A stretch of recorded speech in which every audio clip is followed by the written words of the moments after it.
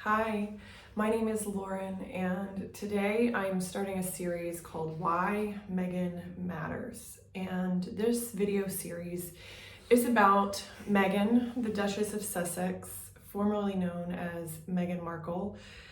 And this video series is very important to me because it touches on a lot of themes that I think are rising in our collective consciousness, and it's exposing a lot of the fallibility of the systems that we have in place in our society, in our government, in our media.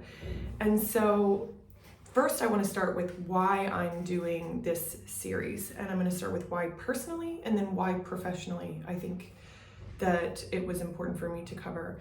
First, personally, fundamentally the story of Meghan and Harry is a love story, but also it's the story of generational family trauma.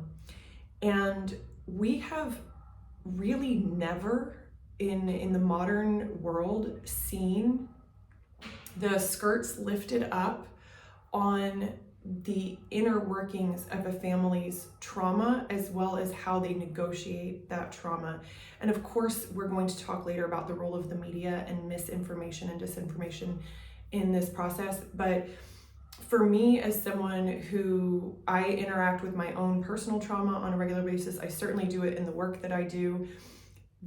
The visual negotiation of how someone in a public platform says, this has happened to me and here's what I'm doing about it and this is what I'm doing going forward, and that's both Harry and Meghan in this context, is just incredible to watch. So for me personally, that is probably the biggest impact that being an observer of this story has had for me in my life.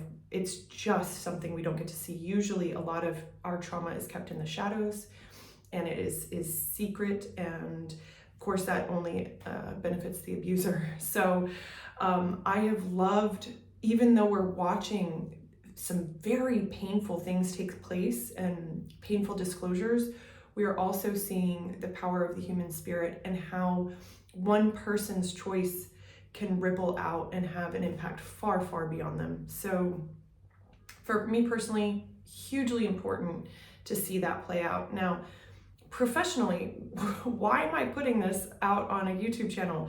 I have often said that healing trauma is an act of leadership. And I'm a coach. I've been a coach for almost 2 decades. And one of the key components of working with leaders, whether they are running billion-dollar organizations or they're running solo entrepreneurships, one of the key things that we work on is how do we lead ourselves so that we can lead our clients, we can lead our communities, we can lead our families.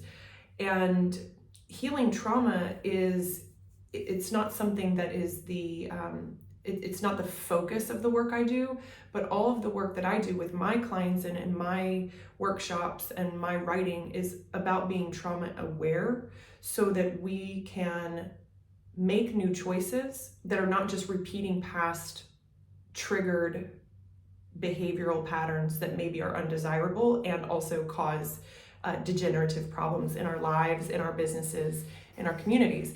So for me, for a long time, coming at personal growth and development from a trauma-aware place has been super important. And even when I'm talking to a sales organization about how to increase sales, there is still going to have to be a healthy awareness of the trauma, let's say, of the organization in order for us to all move forward in new, more generative, healthy patterns.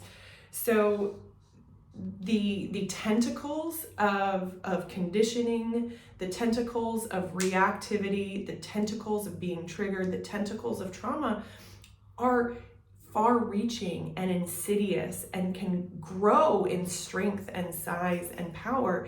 And so given that I'm a coach and working with humans and organizations to improve things, we have to start just untangling those insidious tentacles and shrinking them down until they are not any longer infiltrating every single aspect of what we're trying to achieve as humans, as families, as organizations. So this story is one of great importance to me. Now, another thing that I want to touch on before I even get into why Meghan matters is the cultural significance and that significance within a celebrity context. So let's go back a bit. I used to be one of those people who looked with disdain and rather contempt at the tabloid media spread out in the aisles of the supermarket. And I grew up in the 80s, and certainly the National Enquirer and People and Hello and In Touch, those things as we moved into the 90s and 2000s, those were the voices of tabloid media in the United States. I, at that time, could not speak to what was going on in the UK. And I thought that they were lowbrow, trashy, and not worth my time. However, if given the opportunity to read one of those weekly glossy magazines, I would devour it cover to cover and read every single word and caption, and then put it away as if it did not belong to me. And that's probably my, my elitist English major, highbrow roots saying no thank you to that. Now, I did not know a lot of pop culture from pretty much the aughts. I was kind of like out of it, not watching TV, not consuming any of that quote unquote trashy media. And obviously we had the growth of the internet and online tabloid media. And that did not enter my awareness. Of course, I knew who Perez Hilton was. I knew what TMZ was, but I wasn't reading that stuff. I knew about Page Six. I never read it. And all of that changed in 2017. Because in 2017, the Me Too movement started. And it bubbled up out of Hollywood, out of the entertainment industry. And it bubbled up because of gossip.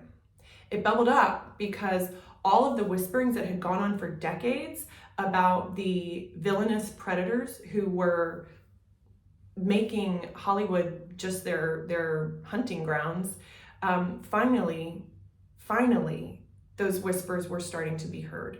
And as someone, I'm a survivor of assault, and Me Too was massively important as that to me as a survivor, and just situating myself within a culture that had long accepted boys will be boys and that there was no sense of accountability. It felt so vindicating. It felt amazing to start to see each of those horrific people fall. And you can see, like, it feels good for the bad guys to finally get what they deserve. And I had known people whose lives had been completely derailed by the environment at Miramax. I had known people who had long told me what was going on. And I'm not even related to Hollywood, and I knew some of this stuff. So Me Too happened, and the best coverage of Me Too was coming out of two websites, as far as I'm concerned. It was coming out of LaineyGossip.com and it was coming out of CelebBitchy.com.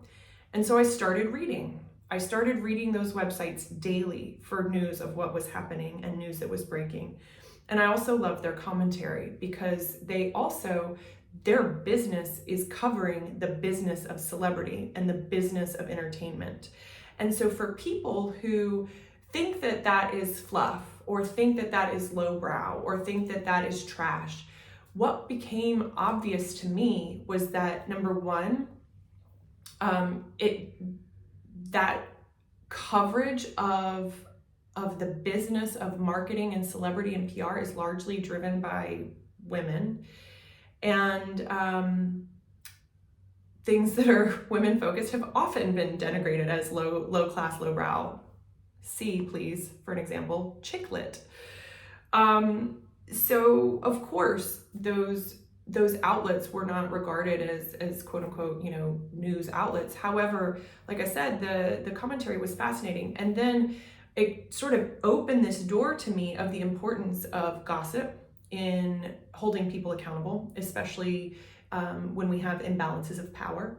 And then it also opened a door to me of the really fascinating way that we as Americans engage with the cult of celebrity and then the narrative of celebrity.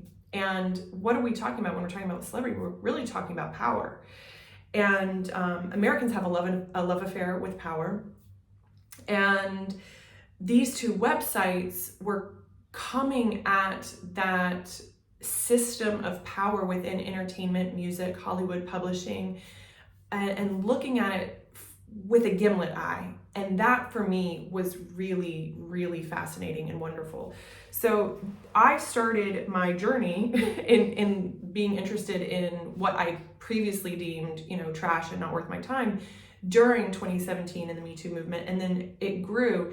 The other thing I realized is that we as humans are given to narrative. We are given to wanting to repeat and listen to stories of journeys and heroes and heroines.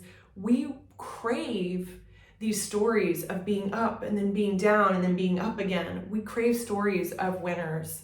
And Hollywood, entertainment, music, they're all storytellers. And I grew up in a household where pop culture and pop music even was not regarded as something that was good. It was always trying to brainwash us with values that didn't belong to us.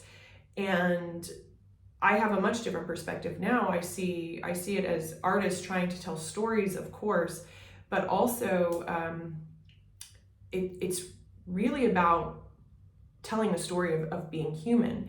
And of course, we have lots of manufactured concepts of artistry that we are exposed to at this point.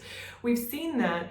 But entertainment, Hollywood, music industry, they're all taking what we have available to us, so visual media and words, and crafting compelling or not narratives that we as humans can find ourselves in and find common ground.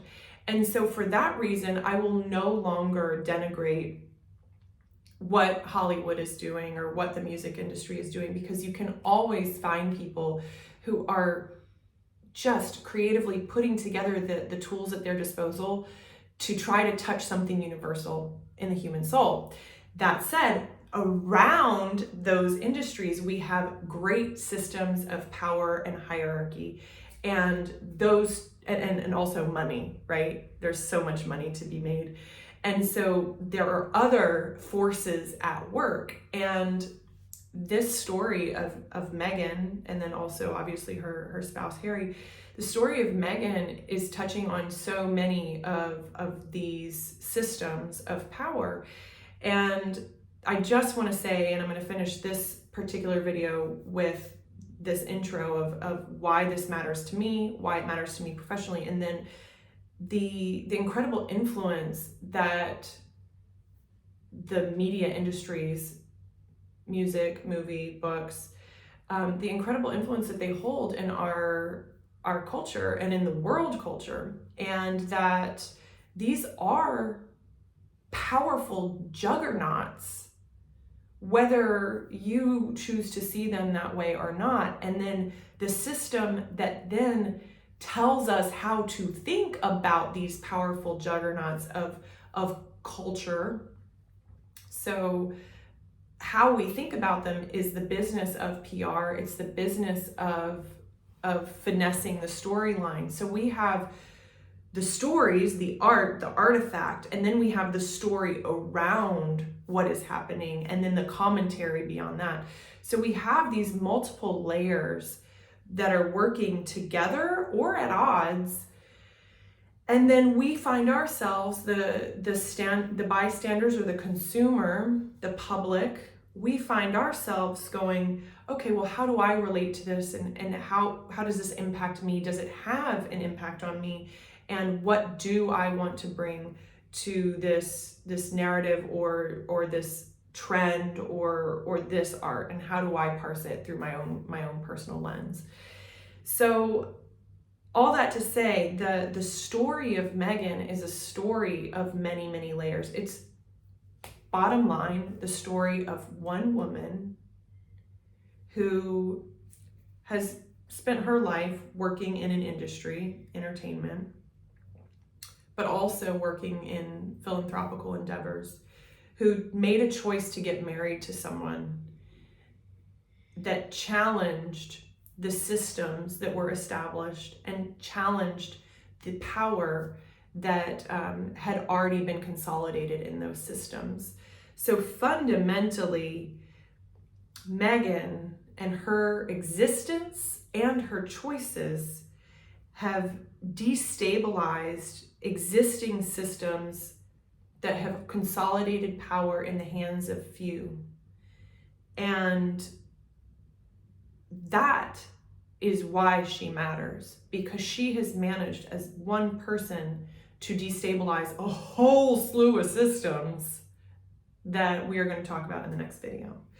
So that's my intro, why I'm doing this, why I think it's important, and why I think following celebrities and public figures for me is something I'm going to continue to do and engage with.